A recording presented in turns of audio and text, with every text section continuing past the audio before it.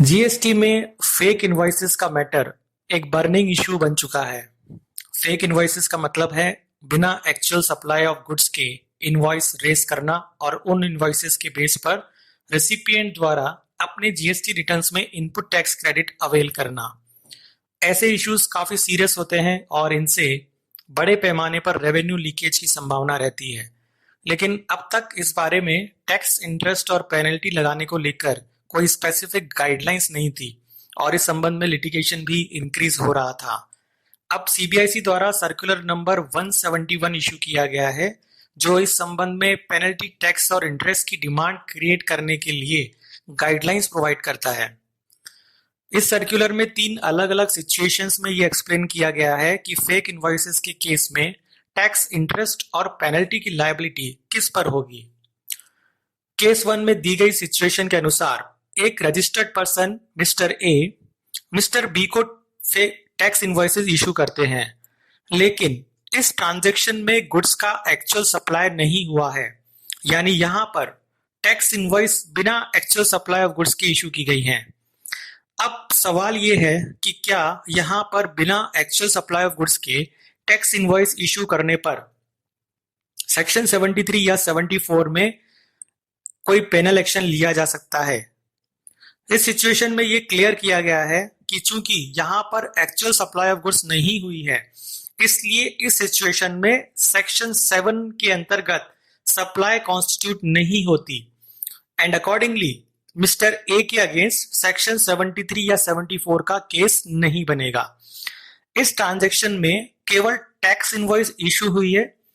और यहां पर मिस्टर ए के अगेंस्ट सेक्शन 122 सबसेक्शन 1 क्लॉज 3 में बिना एक्चुअल सप्लाई के टैक्स इनवॉइस इशू करने के लिए ही पेनल्टी लगाई जाएगी। केस 2, मिस्टर ए ने मिस्टर बी को टैक्स इनवॉइस इशू की, लेकिन गुड्स का एक्चुअल सप्लाई नहीं हुआ।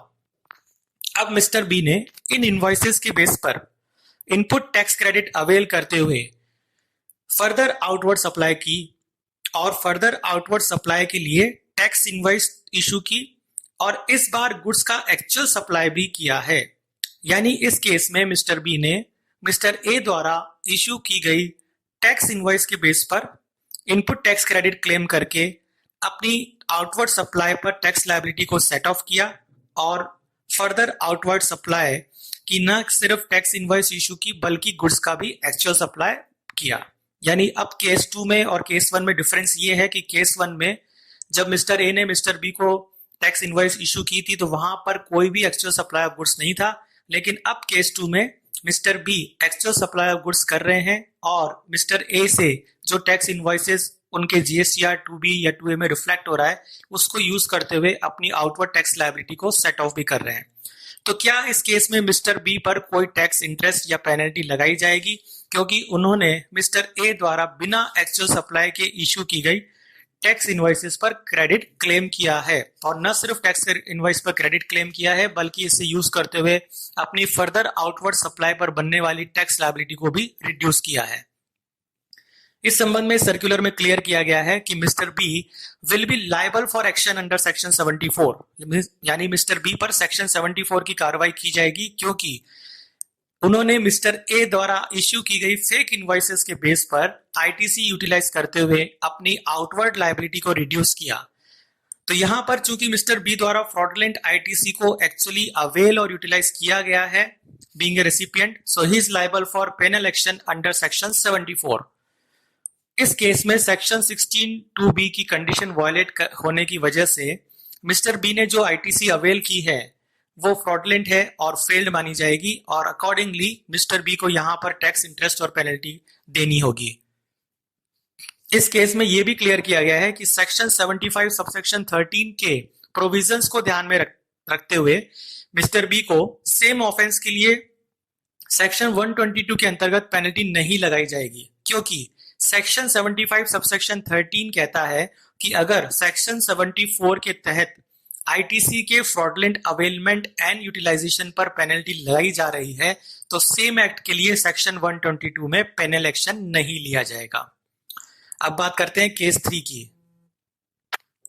केस 3 में मिस्टर ए ने मिस्टर बी को बिना एक्चुअल सप्लाई ऑफ गुड्स के टैक्स इनवॉइस इशू की, जिनके बेसिस पर मिस्टर बी ने आईटीसी अवेल कर ली और इस आईटीसी को फर्दर एक और रजिस्टर्ड पर्सन मिस्टर सी को पास ऑन किया और यहां भी उन्होंने एक्चुअल सप्लाई ऑफ गुड्स नहीं की है। तो अब क्वेश्चन ये है कि इस केस में मिस्टर बी पर क्या एक्शन लिया जा सकता है? क्या उनके अगेंस्ट सेक्शन 73 या 74 का कोई केस बनाया जा सकता है? इस संबंध में सर्कुलर कहता है कि जहां तक मिस्टर बी द्वारा मिस्टर सी को टैक्स इनवॉइस बिना एक्चुअल सप्लाई ऑफ गुड्स के इश्यू करने का सवाल है, मिस्टर बी के हैंड्स में यहां पर सेक्शन 7 के अंतर्गत सप्लाई कॉन्स्टिट्यूट नहीं होती। अब चूंकि ये सप्लाई नहीं मानी जाएगी, अतः mister B is not liable for any tax on such transaction. इस केस में मिस्टर बी से सेक्शन 73 या 74 की कोई भी रिकवरी नहीं की जाएगी और यहां तक कि मिस्टर ए से जो फ्रॉडलेंट आईटीसी पास ऑन हो रही है उस संबंध में भी मिस्टर बी पर कोई रिकवरी एक्शन नहीं होगा, लेकिन सेक्शन 122 की जनरल पेनल्टी जरूर लगाई जाएगी।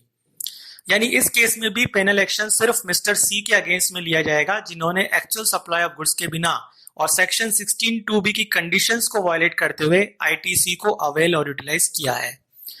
दूसरे शब्दों में, recipient of such fraudulent ITC will be liable for penal action and recovery of tax along with interest and penalty.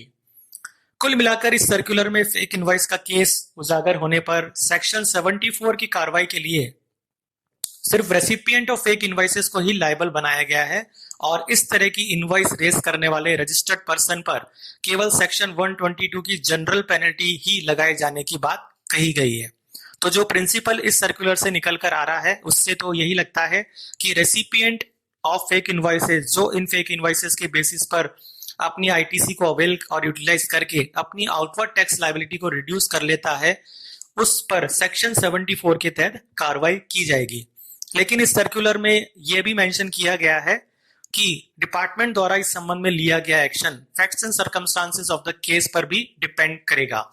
और फ्रॉडलेंट आईटीसी अवेल और यूटिलाइज करने वाले पर्सन पर सेक्शन 125 के अंतर्गत भी कार्रवाई की जा सकती है। तो ये थी इस फेक इनवॉइसेस के संबंध में सर्कुलर नंबर 174 से रिलेटेड एक महत्वपूर्ण अपडेट। चैनल को